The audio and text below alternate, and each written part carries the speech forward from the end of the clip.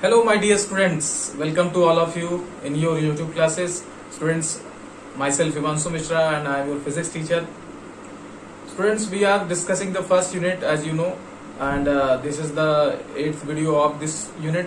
Okay, तो आप पिछले के 7 वीडियोस को जरूर देखें बिकॉज सभी वीडियोस में कॉन्सेप्ट छुपे हुए हैं, दिए गए हैं आपको. एंड अगर आपने किसी को मिस किया देन आप देखेंगे कि आगे आके चल के आप ट्रबल में पड़ जाएंगे.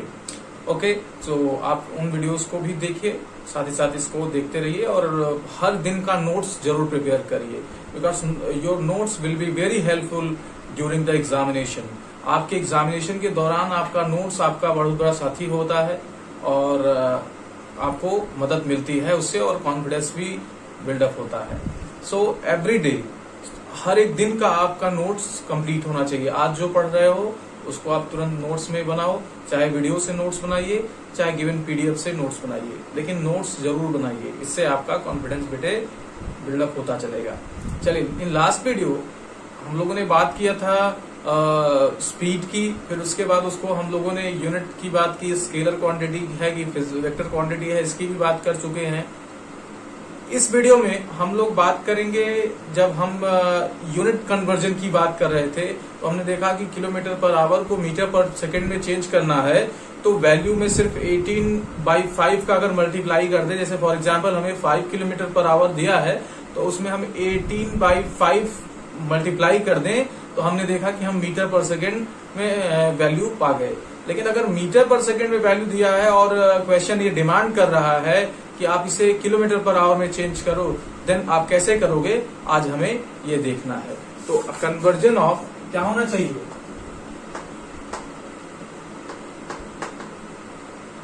Conversion of metre per second to kilometre per hour, conversion of metre per second to kilometre per hour. Okay, तो यहाँ बेटे हमें स्पीड की जो यूनिट दी होगी वो मीटर पर सेकेंड में दी होगी.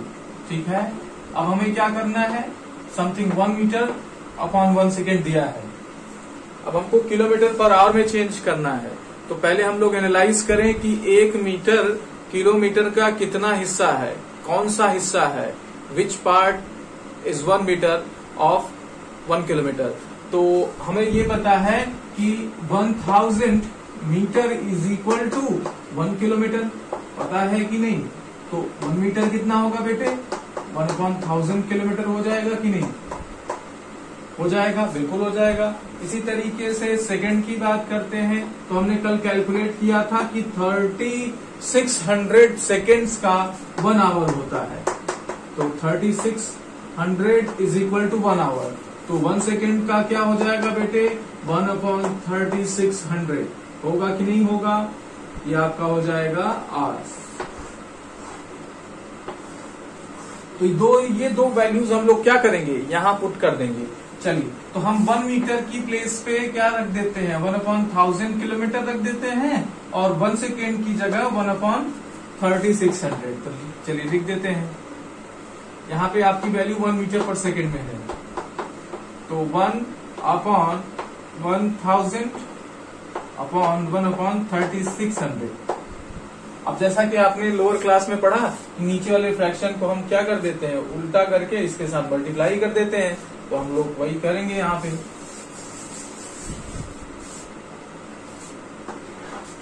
तो मीटर पर सेकेंड के लिए क्या आ जाएगा, 1 मीटर पर सेकेंड को आप ऐसे भी लिख सकते हैं. यहाँ का 0 कैंसिल हो जाएगा.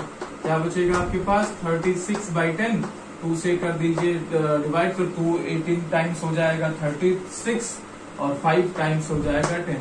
यानी 1 मीटर पर सेकेंड को चेंज करना है अगर किलोमीटर पर आवर में, उसकी वैल्यू कितनी आ जाएगी, 18/5 किलोमीटर पर आवर. तो अगर आपको कोई वैल्यू मीटर पर सेकेंड में दी है, क्वेश्चन में आपको कोई वैल्यू बेटे मीटर पर सेकेंड में दी गई है और क्वेश्चन का कुछ इस तरीके से डिमांड है, क्वेश्चन में कुछ वैल्यूज हमें इस तरीके से फाइंड करनी है कि उसकी वैल्यू किलोमीटर पर आवर में आए, तो आप उस मीटर पर सेकेंड की वैल्यू में 18/5 मल्टीप्लाई कर देंगे तो वो क्या हो जाएगा, किलोमीटर पर आवर में हो जाएगा। जैसे आप एग्जाम्पल के तौर पे एक छोटा सा अभी देख सकते हैं। पहले आप इसको अपनी कॉपी में लिख लीजिए, वीडियो को पॉज कर लीजिए और लिख लीजिए। चलिए, तो मान लीजिए हमारे पास क्या है, कोई एक वैल्यू है जैसे 5 मीटर पर सेकेंड। क्वेश्चन बना लेते हैं कि change 5 metre per second to the value in kilometre per hour. ठीक है, तो हमें 5 मीटर पर सेकेंड को बेटे किलोमीटर पर आवर में रिप्रेजेंट करना है। तो हम जानते हैं since 1 metre per second is equal to 18/5 kilometre per hour. हमें पता है, हम कैलकुलेशन से हम लोगों ने बेटे कैलकुलेट किया हुआ है कि 1 metre per second is equal to 18/5 kilometre per our.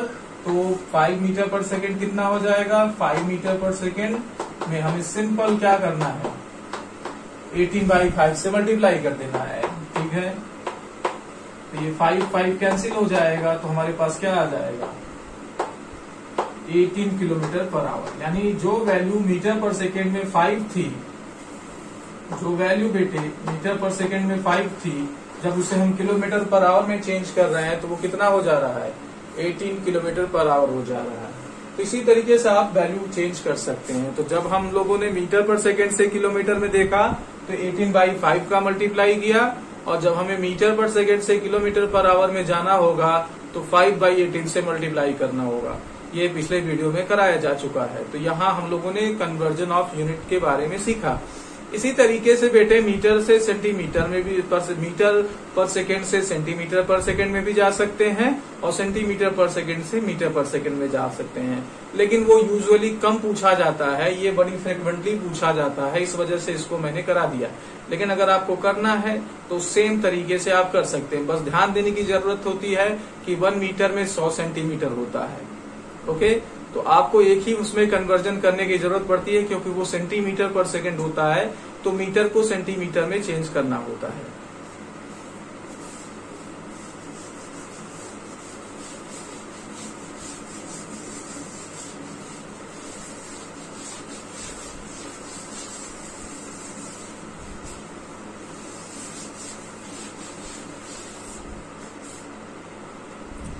चलिए आगे देखिए, हम लोग स्पीड की बात कर रहे थे। तो स्पीड भी कई तरीके से आपको दिखाया जाता है, या कई तरीके से आपके बुक में दिया रहता है। पहला आपका रहता है यूनिफॉर्म स्पीड, दूसरा होता है नॉन यूनिफॉर्म स्पीड, तीसरा होता है इंस्टेंटेनियस स्पीड, और चौथा है बेटे एवरेज स्पीड। तो बारी बारी से चारों स्पीड की चर्चा, डिस्कशन हम लोग करेंगे। ये आपके क्वेश्चंस में पूछे जाते हैं, इस वजह से आप ध्यान दीजिएगा। तो सबसे पहले हम लोग बात करते हैं यूनिफॉर्म स्पीड की।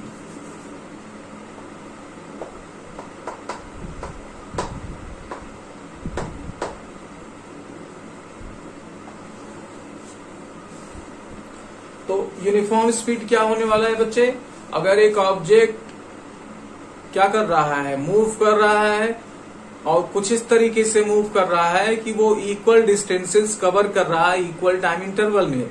याद आ, ये फिर से आ गया कि नहीं, मैंने आपको वहां पे बोला था कि बहुत जरूरी कॉन्सेप्ट है, आगे आपको यूज करना पड़ेगा। तो अगर आपने प्रीवियस वीडियो नहीं देखा तो आपको समझ में दिक्कत आने वाली है, तो आप उनको भी देखिए, क्योंकि यूनिफॉर्म स्पीड, यूनिफॉर्म मोशन की बात हम बहुत डिटेल में बहुत अच्छे से किए थे। तो यहाँ आपको फिर से दिखने में मिल रहा है कि यूनिफॉर्म स्पीड की जरूरत पड़ रही है ना बच्चों। तो इसलिए जो बच्चों ने पहले देखा हुआ है उनके लिए तो आसानी होने वाली है, जो नहीं देखे उनके लिए मुश्किल। तो यूनिफॉर्म स्पीड में क्या हम लोग समझते हैं कि एक ऑब्जेक्ट है, वो इक्वल डिस्टेंस चल रहा है हर इक्वल टाइम इंटरवल में। हमने टाइम स्लैब, टाइम एक डिसाइड कर लिया कि हम 1 घंटे का ऑब्जर्वेशन लेंगे, तो अच्छा ठीक है। एक ऑब्जेक्ट पहले घंटे में 5 किलोमीटर या 10 किलोमीटर चल रहा है, दूसरे में भी 10 किलोमीटर चल रहा है, तीसरे आवर में भी 10 किलोमीटर चल रहा है। अगर इस तरीके से मोशन कर रहा है तो उसके मोशन को यूनिफॉर्म मोशन कहेंगे। अब अगर हम स्पीड की बात कर रहे हैं, तो अगर वो equal distances equal time interval में कवर कर रहा है तो उसकी स्पीड को हम यूनिफॉर्म स्पीड बोलेंगे। ठीक है, if a body is moving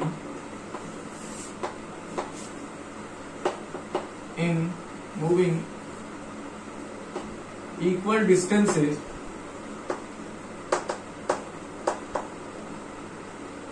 यहां लिखता हूं क्योंकि वहां हो नहीं पाएगा,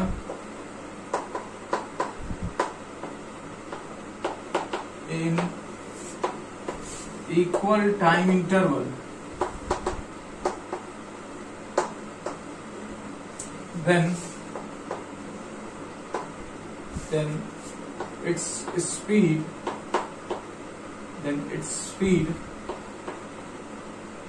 is uniform speed. थोड़ा और फैंसी बना दें, said to be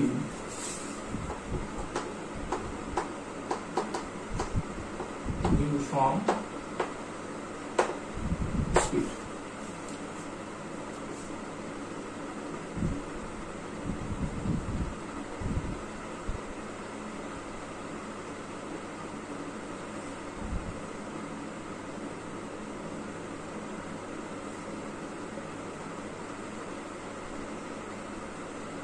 ओके, चलिए आप इसको अपनी कॉपी में लिख लीजिएगा वीडियो को पॉज करके।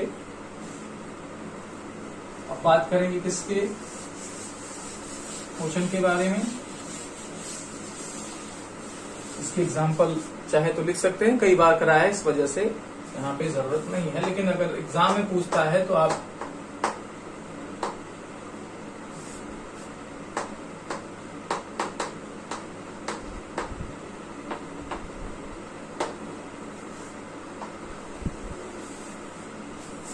ठीक है।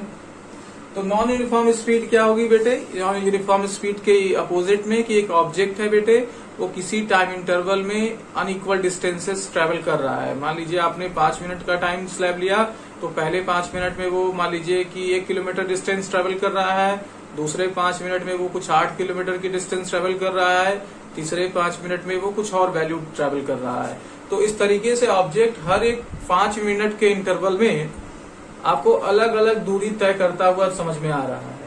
तब बॉडी की मोशन को हम कैसा बोलेंगे, नॉन यूनिफॉर्म मोशन बोलेंगे। कैसा बोलेंगे, नॉन यूनिफॉर्म मोशन। ठीक है बेटे, if an object is moving unequal distance, unequal distances in equal time interval,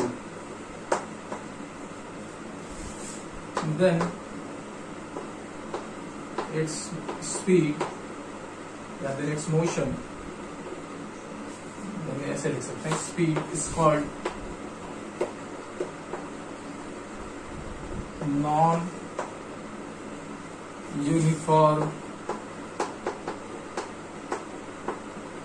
non-uniform speed।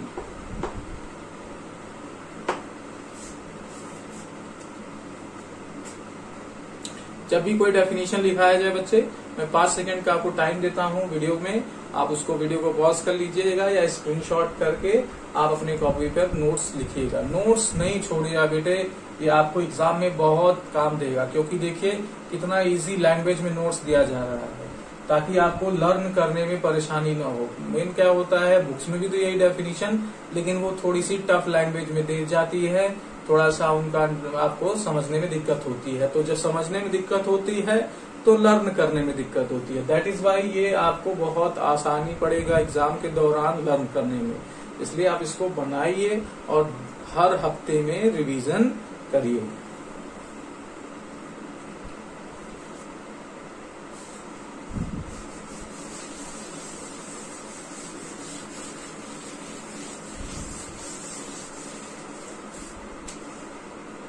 चलिए नए एक यहां पर हमें देखना है इंस्टेंटेनियस स्पीड। एक नया वर्ड आ रहा है,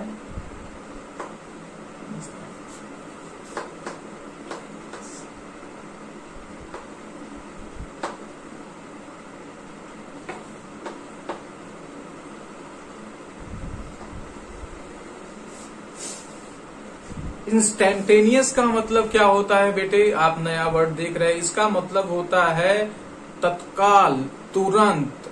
जैसे आप बोलते हो कि अरे बहुत कम समय लगा, या पल भर में दुनिया पलट गई, या पल भर में ये हो गया, पल भर में ये हो गया।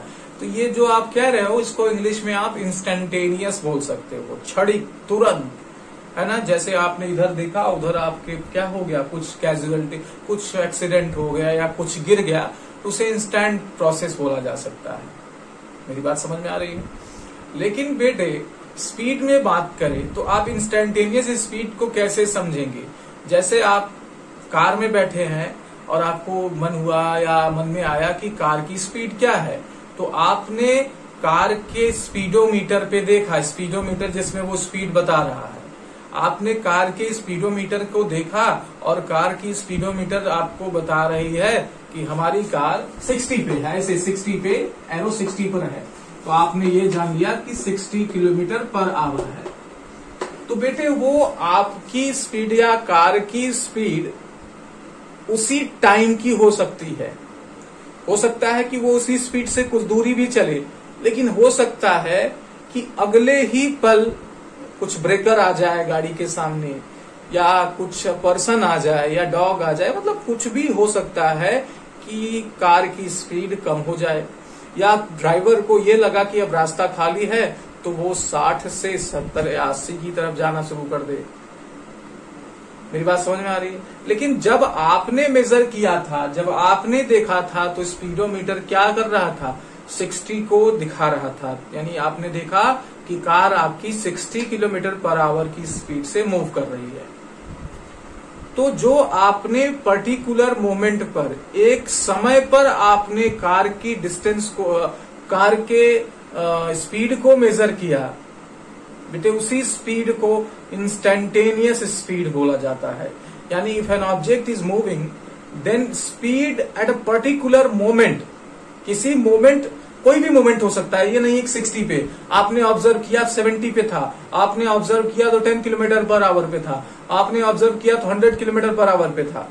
यानी जब भी आपने ऑब्जर्व किया उस पर्टिकुलर मोमेंट पे जो स्पीड रही होगी, उसी स्पीड को बेटे इंस्टेंटेनियस स्पीड का नाम दिया जाता है। मेरी बात समझ में आई? अगर नहीं समझ में आ रही है तो फिर से समझिए कि अगर एक आप कार में बैठे हुए हैं और आपको ध्यान आया कि हमारी कार कितनी स्पीड से चल रही थी, आपने ऑब्जर्व किया and you observe that arrow is showing 50, that means 50 kilometre per hour. तो आप ये समझे कि उस पर्टिकुलर मोमेंट पे हमारा कार 50 किलोमीटर पर आवर की स्पीड पे चल रहा है। अब अगले पल क्या होगा?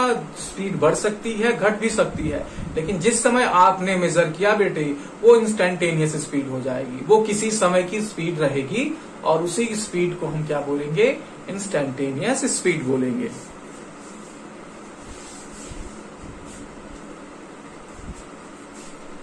If an object is moving, then its speed at a particular time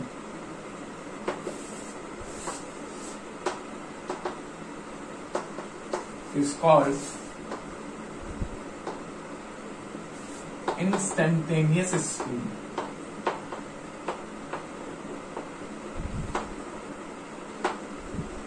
क्या बोलेंगे इसे? इंस्टेंटेनियस स्पीड बोलेंगे।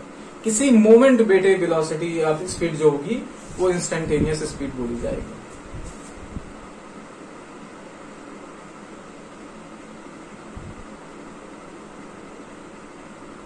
चलिए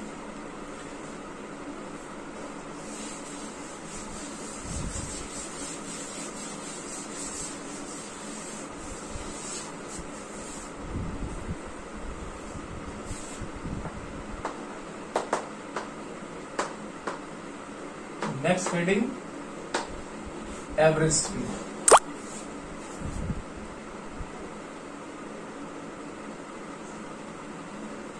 एवरेज स्पीड को बेटे v बार से रिप्रेजेंट करते हैं। ये है क्या? जैसे आप मान लीजिए घर से निकले और आप अपने घर से कानपुर जा रहे हैं या बनारस जा रहे हैं, तो मैं जैसे हम लोग इलाहाबाद या प्रयागराज में हैं, तो प्रयागराज से बनारस की तरफ जा रहे हैं, हमने दूरी देखा कितनी दूरी है, एक मान लीजिए 120 किलोमीटर है। अब हम कार की स्पीड से निकले और घर से निकले तो हमने देखा कि कार की स्पीड क्या है 60 किलोमीटर पर आवर। तो हमने कैलकुलेट किया कि भाई हम 2 आवर्स में पहुंच जाएंगे। आप डिस्टेंस टाइम का फॉर्मूला लगाए भाई, तो आप क्या करेंगे 120 को 60 से डिवाइड करेंगे तो 2 आवर्स लगेगा। लेकिन जब रास्ते में पहुंचे या किसी ऐसे मार्केट में पहुंचे जहां पर आपने देखा कि स्पीड कम हो गई है, आपने देखा कि 30 किलोमीटर पर आवर।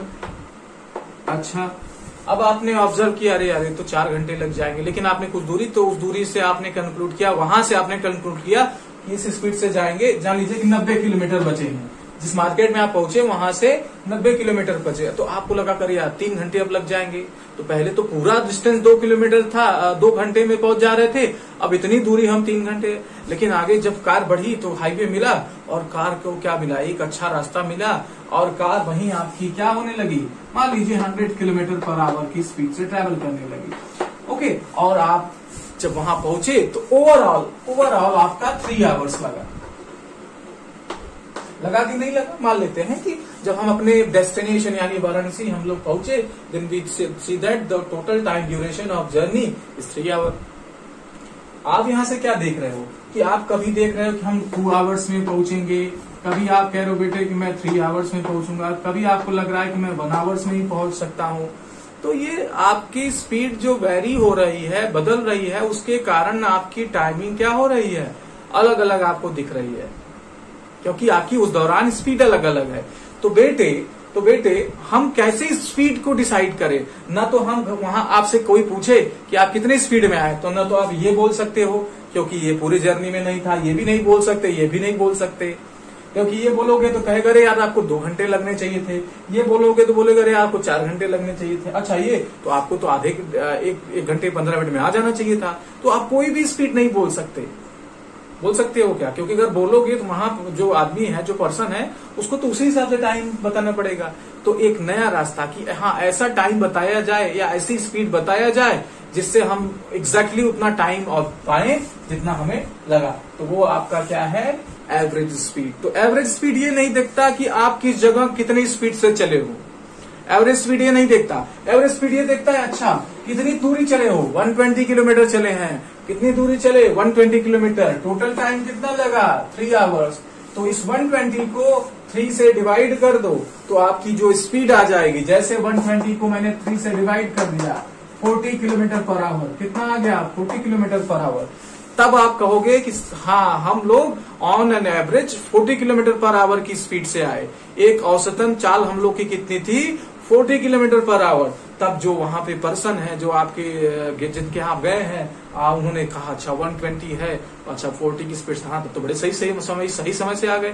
तो ये आपके जो स्पीड की बात की जा रही है वो स्पीड बेटे कुछ नहीं, आपकी एवरेज स्पीड है। ओके, तो एवरेज स्पीड की डेफिनेशन लिखा जाए। अब अगर आपको इसमें अब भी दिक्कत है तो कमेंट सेक्शन में बताइएगा, हम नेक्स्ट वीडियो में इसे रिजॉल्व करेंगे। If an object completes its journey, if an object is moving, then the ratio of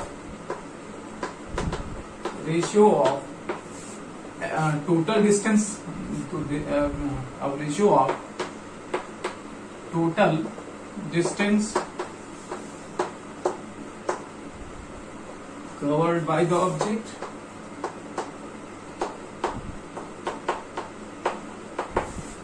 to the total time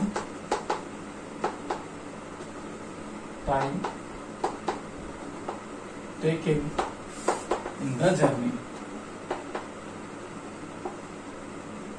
is called average speed. क्या बोलेंगे बेटे, एवरेज स्पीड बोलते हैं।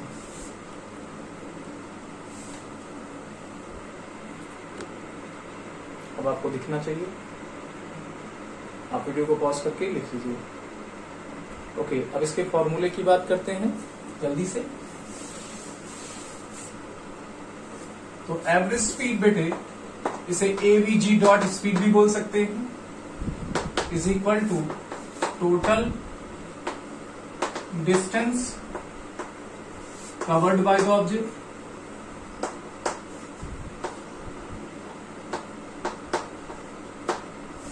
To the total time taken. तो total distance और total time का अगर हम लोग रेशियो लेते हैं बेटे, तो जो हमें वैल्यू मिलेगी वो एवरेज स्पीड बोली जाएगी, जिसे v पर बार लगा के रिप्रेजेंट किया जाता है। ओके, तो माय डियर स्टूडेंट्स, आज के लिए इतना ही। आपको अच्छा लग रहा है तो प्लीज आप अपने जो और भी दोस्त हैं उनको भी बताइए कि यहाँ पे क्लास अच्छी चल रही है, उसको देखें और अपने फ्रेंड्स को भी बताएं।